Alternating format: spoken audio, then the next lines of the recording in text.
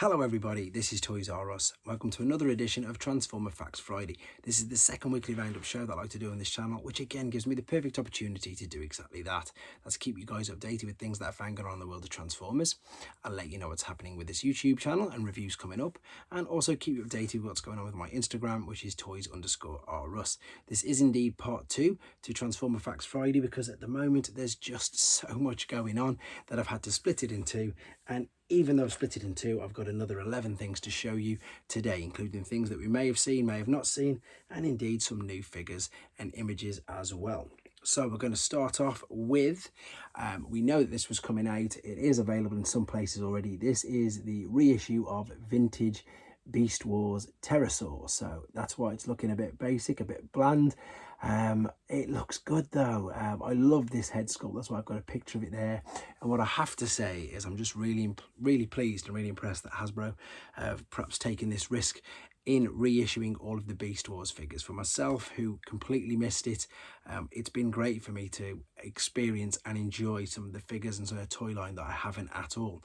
And it makes a change. Although I love all the G1s that they keep reissuing, etc., it makes a real nice change from that. And again, I have to take my hat off to them and say thank you very much for doing it. So let's continue looking at some of these images. Yeah, as I say, basic looking, crazy color scheme, very poseable. And the good thing is you can just see, I suppose, the differences. There you go, with the newer version. The golden disc version I've got, I was impressed with that.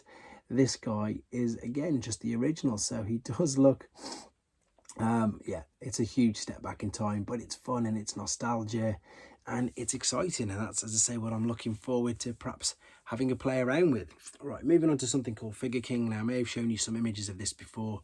This is a Japanese magazine and it's brilliant. So what you're going to see is a few images of products that we know are coming out. Everything in Japan sort of released in different orders, but what I like is, again, they've got this something physical that we can see, that we can have a look at, and I love it. It's great. So this is, of course, Masterpiece Shakey. There is Getsui and Shuki. There is Yukikaze. I'm not spending too much time on this because we've seen lots of images on it. I'm just showing you the fact that I love that they've still got a magazine and something the way you can have a look at these images of figures and you're expecting to come out. There's loads of images there of Masterpiece Skyfire. I'm just going to gloss over that for a second. There's some more images of the posability, the accessories, all the things that you can do with him. There's also details there of the sticker sheet for the train bots as well. It's just a great looking thing, and it's something I think that we need. We haven't had anything decent, you know, like these flyers since I think it was about 2011. I think it's the latest ones. It'd be nice to just have something physical which you can see and have a look at. They've also got images of the new Titan Metroplex from, of course, the Cybertron toy line. That's a great pose for him. And there again is more images, more uses of the weapons, pictures of alternate modes and everything you can do with the figure. And they don't just stop there. They've got figures. Again, we've seen these. So we've seen Motormaster. We've seen some of the, you know, studio series like Thundercracker, Galvatron, and of course Elita, etc. from Legacy. But again, I just like the fact that it's there for you can see. If you want to see these images in much more detail, it's on tformers.com or TFW 2005. Moving on to something that's a little bit interesting, and this is Iron Factory's take on, I believe it's a take on Glyph. Please correct me if I'm wrong. They're calling him One Man Army, mini One Man Army. Now, Glyph was a little BotCon exclusive. You can see there. I actually don't have this guy, but that is Glyph. So it's like a blue Bumblebee or blue Cliff Jumper, etc. And this guy is their take on him. So let's have a look at him. So as you can see, nice and small, because that's Iron Factory for you. Very articulate, very detailed, an abundance of accessories, and again, highly posable. You can see in these images, this is straight from their Weibo account, by the way. Again, I showed you how to find their Weibo account in one of the other videos. And here's the alternate mode with the huge, large cannon. And this seems to be the new thing now. I think Hasbro started it, obviously, with Earthrise Cliff Jumper.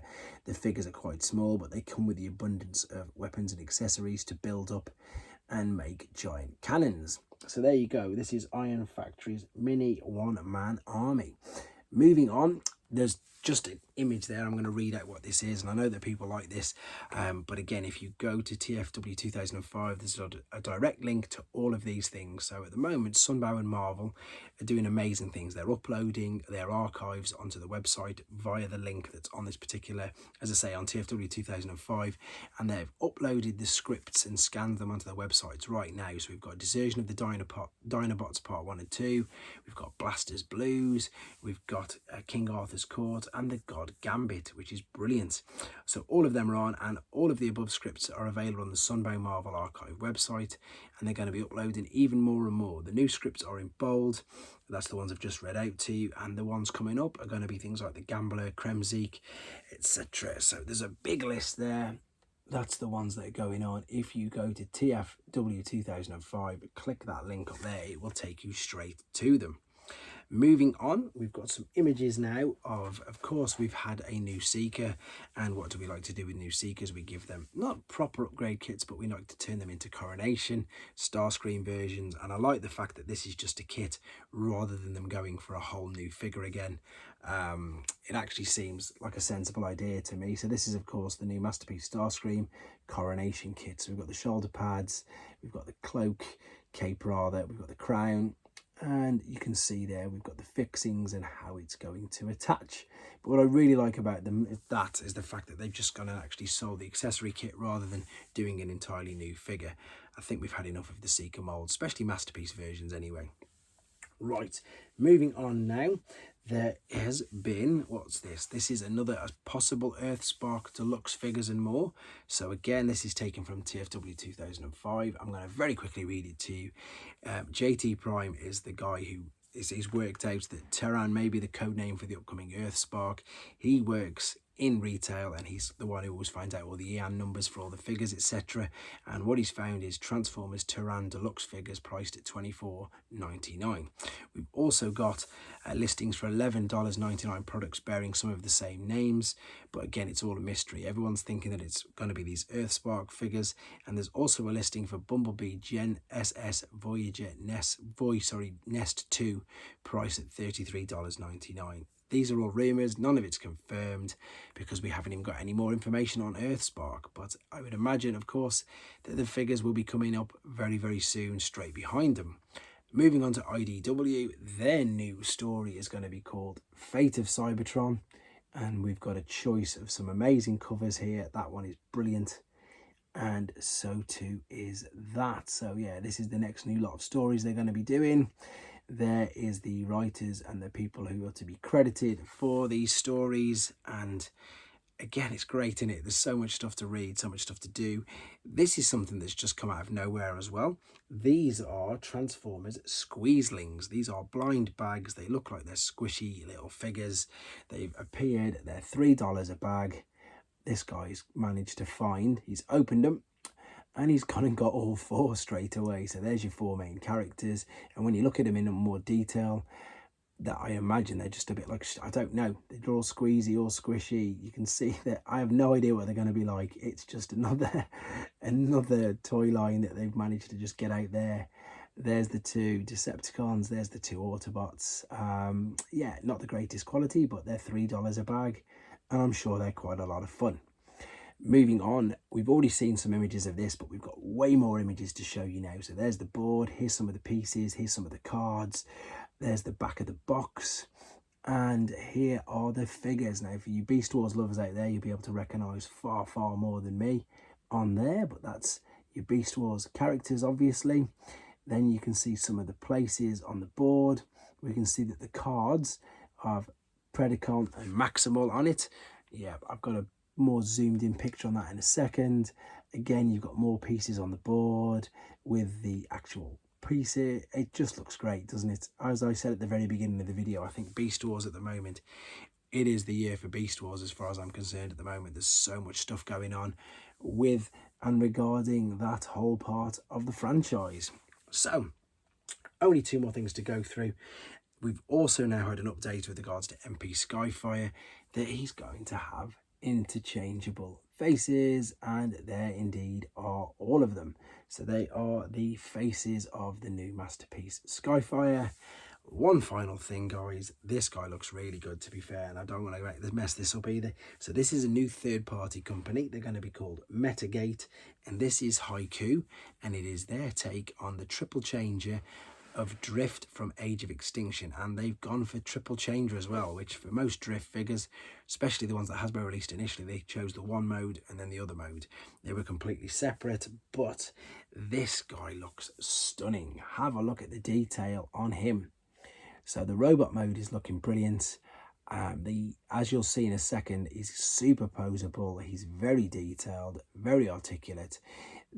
Even at the back, there's loads and loads of detail. You can see you've got the wheels tucked away and stuff inside the legs, and of course you can tell that they're pretty much the rotor blades. Now at the moment, you may remember that we saw prototype images of this in just the grey colour, and the helicopter looked a little bit iffy. It's not that much better in colour yet. They are still stating this isn't the final image, this isn't the final product. It is a ropey third mode, and as I've discussed loads of times with people, the triple changes is always a bit of a ropey mode, but the Bugatti alternate mode, I'm sure you'll agree, is stunning. That's so good. So I'm looking forward to seeing this guy in more detail as well. So there you go. This rounds up part 2 of Transformer Facts Friday. Loads of new figures to come out, loads of reissues to come out, new IDW comics, just so much going on. With regards to this channel, I've got the comparisons between the European exclusive, well, the European Australasian and the Japanese Road Caesar bots. I mentioned that last night. That's definitely done. Over the weekend, I managed to get Slicer pretty much ready and done. So this is the BotCon exclusive version of Slicer. I'm going to be getting a video of him done probably Saturday. Super thanks again to subscriber and a friend, Adam Graham, who sent me this. I'm going to try and get a video done on him as soon as I can.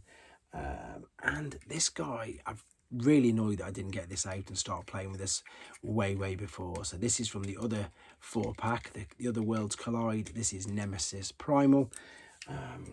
And I've managed to do Classics Universe Silver Streak as well. So quite a lot coming up. Instagram's pictures of the videos that I'm doing and anything else anybody else wants to see. Huge thank you to everybody who's supporting, watching, commenting this channel.